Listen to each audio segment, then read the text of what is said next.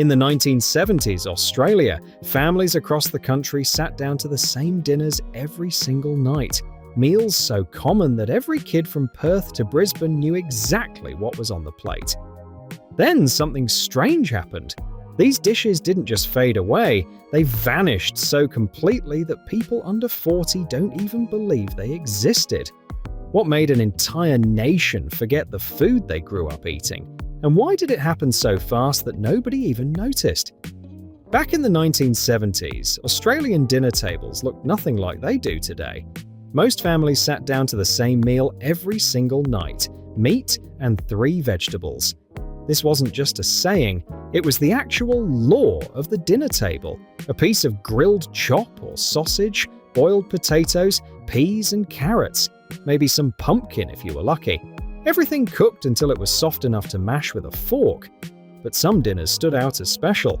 On Friday nights, families across Australia gathered for what they called tea around 6 o'clock sharp. The smell of frying fat filled suburban kitchens from Perth to Brisbane. Mums stood at stoves with big frying pans, cooking up rissoles. Those flat, round patties made from minced beef mixed with breadcrumbs and onion. The secret was using Eater tomato sauce mixed right into the meat before cooking. Some families added a beaten egg to hold everything together. The rissoles sizzled in Meadow-Lee margarine, not butter. Butter cost too much for everyday cooking. While they cooked, the whole house filled with that particular smell of browning meat and onions. Kids set the table with the good plates, the ones with the little blue flowers around the edges. Someone switched on the television to watch the news while waiting for tea to be ready. These weren't fancy meals, nobody pretended they were, but they filled bellies after long days at school and work. The rissoles came out of the pan golden brown and crispy on the outside. Alongside them came mashed potato. Never instant, always real potatoes boiled until soft, then mashed with milk and a big knob of margarine. The peas came from a tin, heated up in a small saucepan. Sometimes there was sliced beetroot from a jar, the kind that stained everything purple on your plate. What made this meal special wasn't the food itself. It was the way families sat together, passing around the tomato sauce bottle, cutting their rissoles with the sides of their forks. The television played in the background, maybe Bellbird or the evening news. Outside, you could hear someone's transistor radio playing from a neighboring backyard, music drifting over the fences between houses. After tea, the plates went straight into the sink for washing. No dishwashers in most homes back then. Kids dried the dishes with tea towels while their parents had a cuppa. Always Bushell's tea, strong and milky. The leftover rissoles, if there were any, got wrapped in foil and put in the fridge for tomorrow's sandwiches. This was Australian dinner. In the 1970s, simple, filling, and the same from house to house across the entire country. Nobody questioned it. Nobody wanted anything different. The idea that Australians would one day eat Thai curry or Italian pasta for regular weeknight dinners seemed impossible, but something was about to change, and nobody saw it coming. By the middle of the 1970s, Australian women discovered a new dinner weapon, the casserole. Not the fancy French kind, the Australian kind, where you threw everything into one dish and baked it until it was done. These casseroles saved time, saved money, and most importantly, they meant you could put dinner in the oven and forget about it while you did other things. The most popular was something called American goulash, though it had nothing to do with America or real goulash. This dish appeared in every Australian women's weekly cookbook from the era. You browned some mince in a pan, added a tin of tomatoes, a tin of baked beans, some macaroni pasta, and whatever vegetables were getting old in the crisper. The whole lot went into a casserole dish, got covered with grated cheese, always Kraft cheddar, then baked for an hour. The smell that came from Australian ovens on casserole nights was something special. That combination of tomato, cheese, and pasta created an aroma that meant comfort. Kids knew when they walked home from school and smelled casserole that tea would be ready on time, and there'd be plenty of it. These casseroles stretched to feed unexpected visitors, and there were always unexpected visitors in the 70s. Another favorite was curried sausages, which sounds fancier than it was. You took cheap beef sausages, cut them into chunks, and cooked them in a sauce made from Golden Circle pineapple juice, Keen's curry powder, and a tin of condensed soup, usually mushroom or chicken. The curry powder came in those distinctive yellow tins that sat in every kitchen cupboard across Australia. Nobody thought this was real curry. It was Australian curry, which meant it was yellow, slightly sweet, and not very spicy at all. These casseroles got served with white rice, long grain rice cooked in so much water it came out soft and sticky. Sometimes there were peas mixed through the rice, turning it into what people called combination rice for reasons nobody could explain. A bottle of Rosella tomato sauce sat on the table for anyone who wanted extra flavor. The genius of casseroles was how they transformed cheap ingredients into family meals. A few sausages that couldn't feed 6 people on their own became dinner for 8 when you added curry sauce and rice. A small amount of mince stretched to feed a family when you bulked it out with pasta and beans. These weren't gourmet meals, but they were honest food that got dinner on the table when money was tight and time was limited. Women swapped casserole recipes at CWA meetings and over backyard fences. They wrote them on cards that got stained with sauce and stuck in kitchen drawers. These recipes made their way through neighborhoods, each family adding their own small changes. Some used sultanas in their curried sausages. Others added Worcestershire sauce to their goulash. But the basic formula stayed the same. Cheap protein, tinned something, cheese on top, bake until bubbly. Nobody knew it at the time, but these casseroles were already on borrowed time. Within a decade, serving curried sausages with pineapple juice would seem strange, old-fashioned, even embarrassing. The same recipes that filled exercise books and card files would be quietly thrown away, replaced by something different, something nobody could quite predict yet. Sunday dinner in 1970s Australia was sacred. While Saturday night might mean fish and chips from the local shop, Sunday meant a proper roast. Families gathered around dining tables for what was often the biggest meal of the week.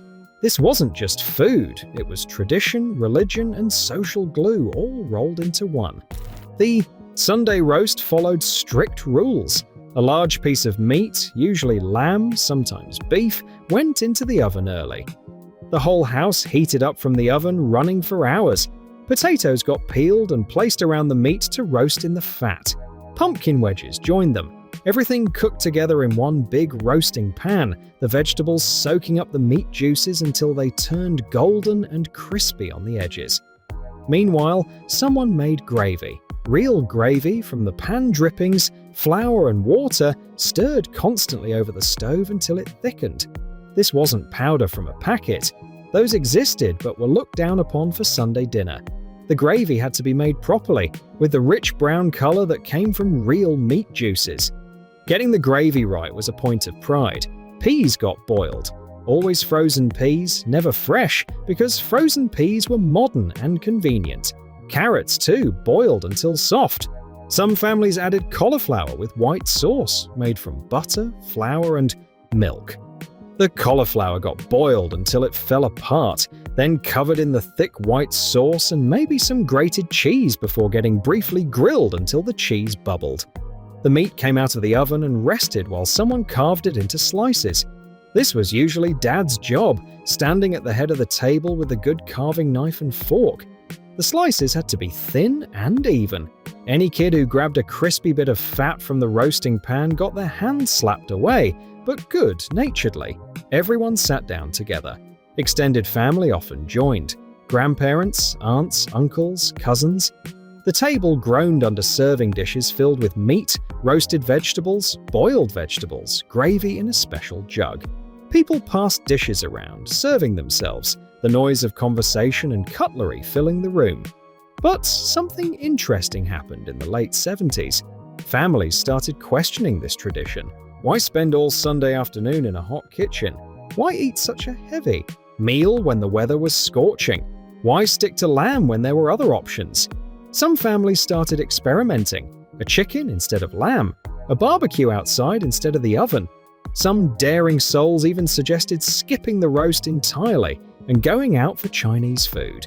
The older generation gasped at such suggestions, but change was creeping in. The Sunday roast didn't disappear overnight.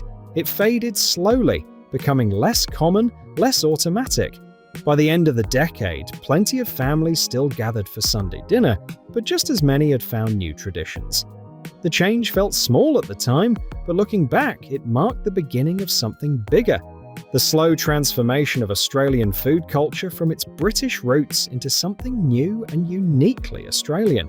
Something was shifting beneath the surface, and the Sunday roast was just the first casualty. The strangest thing about 1970s Australian dinners isn't what we ate, it's what vanished completely. Dishes that every family knew, that appeared on tables from Darwin to Hobart, simply disappeared from our collective memory. Not slowly, not gradually, but suddenly, as though someone flipped a switch and everyone forgot these meals existed. Take Devon casserole. Every Australian over 50 remembers Devon, that pink processed luncheon meat that came in thick slices from the deli. Kids ate Devon sandwiches with tomato sauce for lunch every single day. But for dinner, creative mums turned Devon into a hot meal. They'd layer slices of Devon in a casserole dish with potato slices, pour over a tin of condensed mushroom soup mixed with milk, top it with cheese, and bake it until bubbly. It was cheap, filling, and kids loved it because it tasted like their lunch sandwiches, but hot. Yet, ask anyone under 40 about Devon casserole, and they look at you like you're making it up. Recipe books from the 70s list it. Women's magazines featured it. But somewhere between then and now, it vanished. From our cooking repertoire entirely. Not because it tasted bad. People who remember it recall it fondly. But because something shifted in what we considered acceptable dinner food. The same thing happened with saveloys. These bright red sausages, similar to frankfurters but somehow distinctly Australian, appeared at every kid's birthday party and in many weeknight dinners. Mums would simmer them in water, serve them with mashed potato and peas, maybe with some white sauce poured over everything. Simple, fast, and universally accepted. Then, without announcement or explanation, saveloys disappeared from dinner tables. They still exist. You can buy them if you look hard.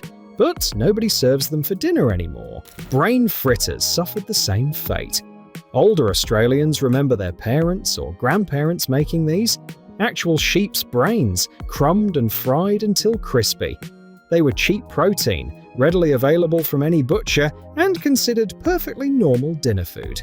By the 1980s, they'd become a punchline, something to joke about or use as an example of disgusting old-fashioned food.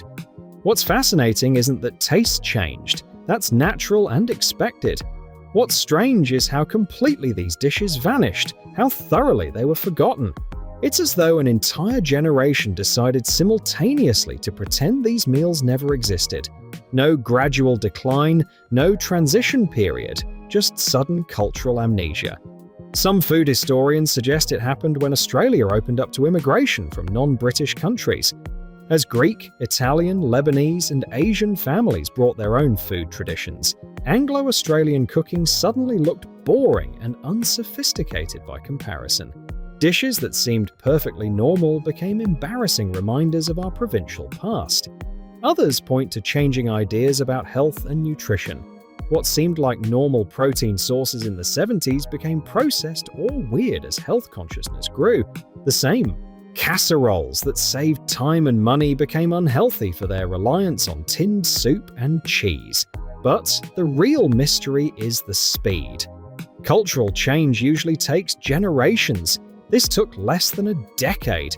By 1985, meals that dominated Australian dinner tables in 1975 had become strange, foreign, almost unbelievable. The food didn't just fade away. It was erased, replaced by something nobody saw coming.